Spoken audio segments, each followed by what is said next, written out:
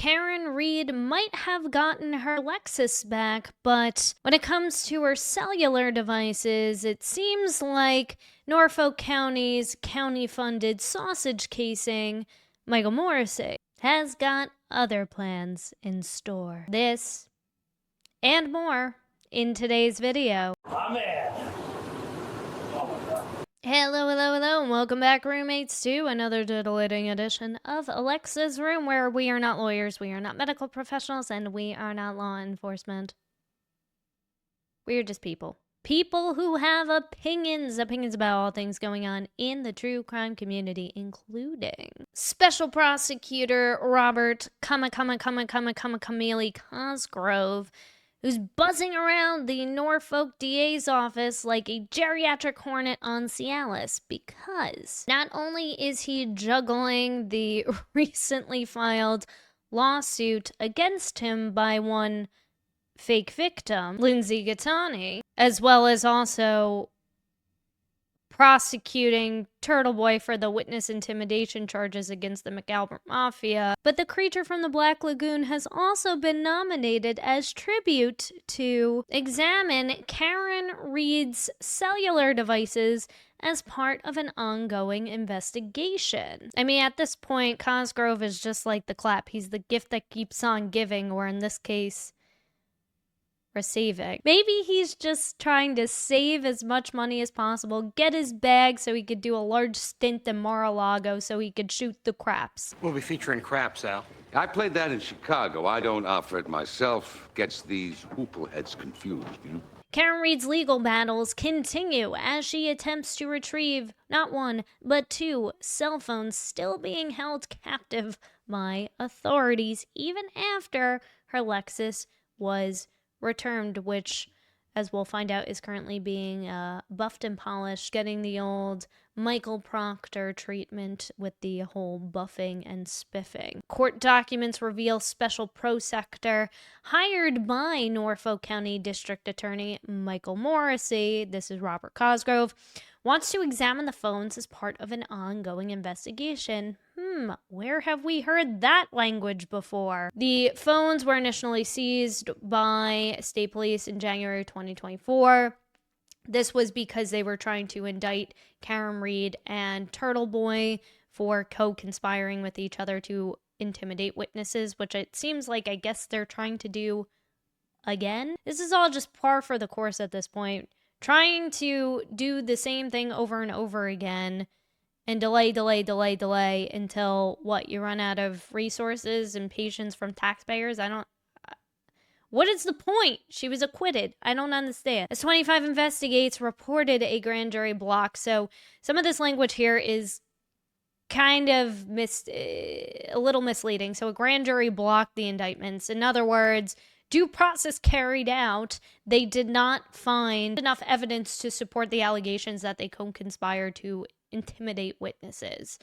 And that's why they were never charged, which is funny considering the saying a grand jury can indict a ham sandwich. Well, this is one ham sandwich that just ain't gonna get indicted. But hey, I guess that's why Cosgrove continues to hang around. Maybe he's just waiting for Morrissey to order up some lunch. I don't know. He likes ham. How many ham sandwiches does it take? I just wonder if this is all a reaction to all of the stuff that's come out over the last week, with Cosgrove getting sued by Lindsay Gattani on top of Tully. Like, they can't use her anymore as a credible witness in either of the cases. And the main case that they really care about is the witness intimidation one.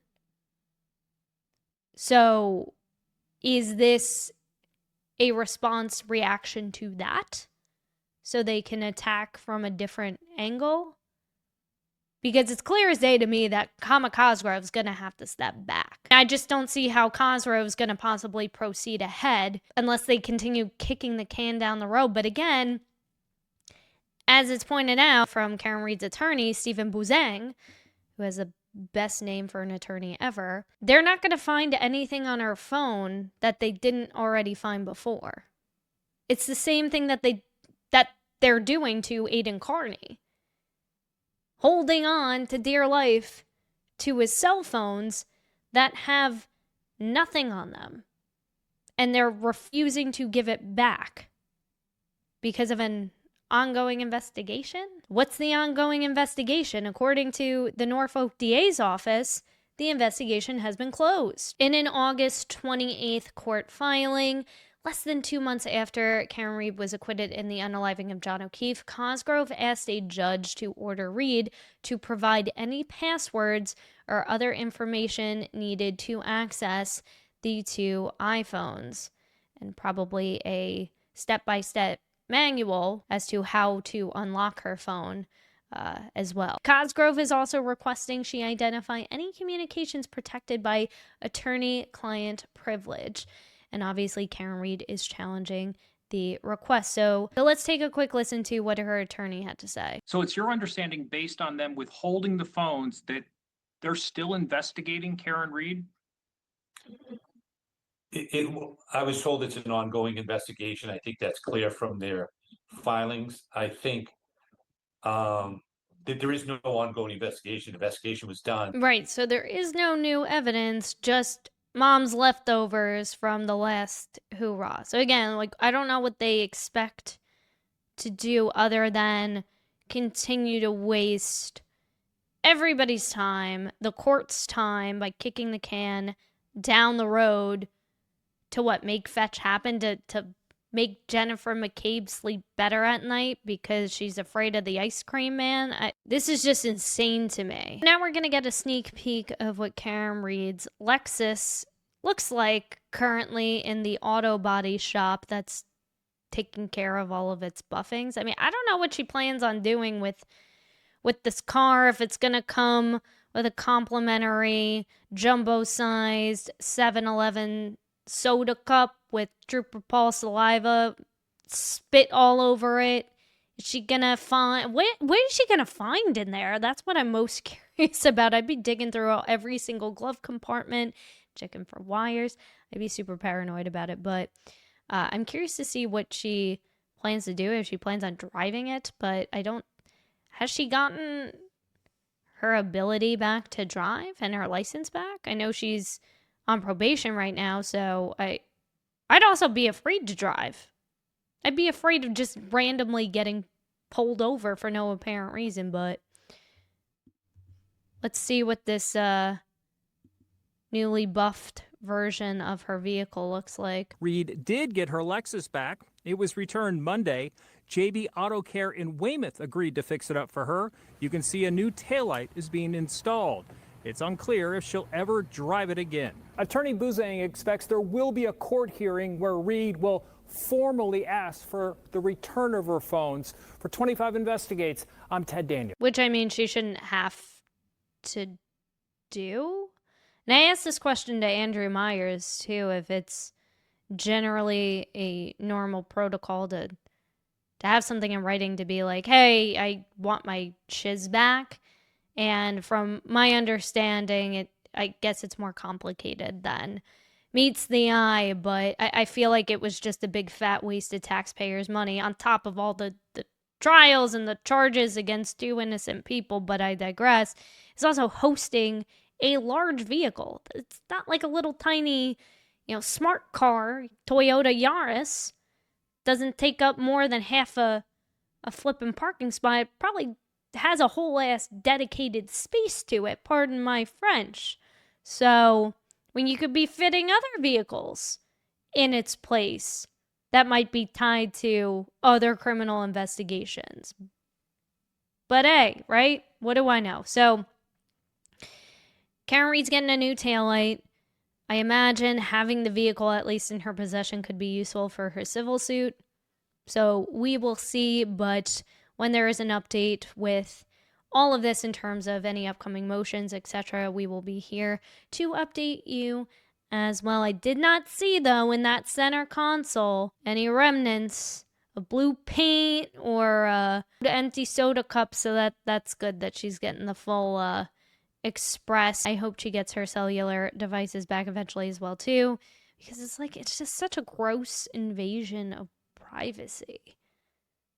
Right? To be like, I thought we were all done with this. Like, you even announced you allowed the last special pro sector Thank Brennan, who probably wants absolutely nothing to do with anything related to that county at the moment. You can find him sad boy crying into a French cruller at Dunkin' Donuts. And I know that this is just the brink of all the corruption that is happening within Norfolk County and as well as neighboring counties. There was a lot of news and a lot of hubbub around the Kelsey Fitzsimmons case, which I haven't covered here on this channel, but definitely piqued my interest. I think we're going to go over that on our first episode of Sunday Soup. I know I was supposed to post one last week, but I'm not going to lie, sometimes my mental health just stinks, and I physically just don't feel like showing up, and there's no other rhyme or reason other than, hey, mood swings, and it's not fun. So I needed to take a couple of days for myself and get into this mode so I can entertain you fine folks and provide you with the best version of me and present this information. So I think we're going to go over that. I'll be filming that tomorrow. So if you are a member, you will get a notification from me tomorrow so you can watch the Sunday Soup on Saturday. So it'll be more of like a Saturday souping. But I want to know what you guys think in the comment section below. Do you think this is a deliberate move made by one Meatball Morrissey as a backup plan in case Robert Cosgrove can't special prosect Turtle Boy and that case ends up getting dismissed? I don't know.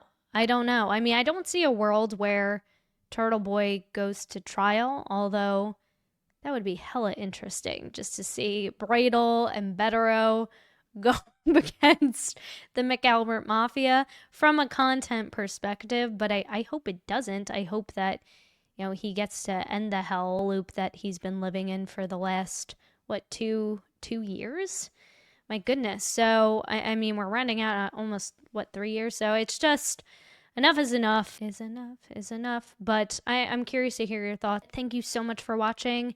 And until then. This is Becky Twain. Yeah, Becky. Dead Becky. Yeah, well, she's not anymore, is she?